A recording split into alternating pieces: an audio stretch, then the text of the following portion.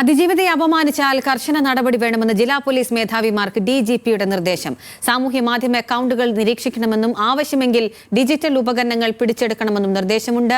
അഞ്ജു ജയപ്രകാശ് ഉണ്ട് വിവരങ്ങളുമായി. അഞ്ജു, അതിജീവിതയ്ക്കെതിരെ എത്ര ക്രൂരമായ നിന്ദ്യമായ രീതിയിലാണ് സൈബർ ആക്രമണം നടക്കുന്നത് എന്നതിന്റെ തോതിന്റെ അടിസ്ഥാനത്തിൽ തന്നെയാണ് ഇപ്പോൾ ഇങ്ങനൊരു നിർദ്ദേശം വെച്ചിട്ടുള്ളത്. എന്തൊക്കെയാണ് പോലീസ് ഉദ്യോഗസ്ഥർക്ക് നൽകിയിട്ടുള്ള നിർദ്ദേശങ്ങൾ? എന്തൊക്കെയാണ് വിവരങ്ങൾ? അഖില, ഇനി ഇത്തരത്തിൽ പലതും കുത്തിക്കുറിക്കുന്ന ആളുകൾക്കുള്ള ജാഗ്രതാ നിർദ്ദേശം കൂടിയാണ് ഡിജിപിയുടെ ഭാഗത്തു നിന്ന് വന്നിരിക്കുന്നത് എന്ന് വേണമെങ്കിൽ പറയാം.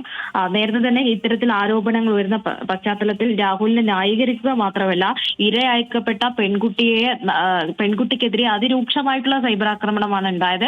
അതിന്റെ പശ്ചാത്തലത്തിലാണ് ആദ്യ കസ്റ്റഡി എന്നോണം രാഹുൽ ഈശ്വറിനെയും ഒപ്പം തന്നെ മറ്റ് ആളുകളെയും പ്രതി ചേർത്തുകൊണ്ട് തിരുവനന്തപുരം സൈബർ പോലീസ് കേസെടുത്തിട്ടുണ്ടായിരുന്നു. അതിന് പിന്നാലെ തന്നെ ഇതാ ഡിജിപിയുടെ നിർദ്ദേശവും പുറത്തു വന്നിരിക്കുകയാണ്. അതിജീവിതയെ അപമാനിച്ചാൽ കർശന നടപടി ഉണ്ടാവും, സമൂഹ മാധ്യമ അക്കൗണ്ടുകൾ നിരീക്ഷിക്കുകയും ചെയ്യും. അതായത് കേരളത്തിലെ സൈബർ പോലീസ് ഇനിയിപ്പോൾ അതിജീവിതയുമായി ബന്ധപ്പെട്ടിട്ട് എന്ത് പോസ്റ്റ് ചെയ്താലും അത് കൃത്യമായി നിരീക്ഷിക്കും.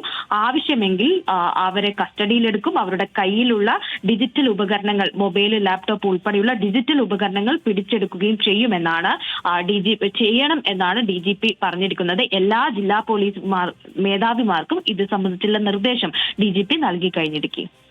ശരി, അഞ്ജു ജയപ്രകാശാണ് വിവരങ്ങൾ നൽകിയത്.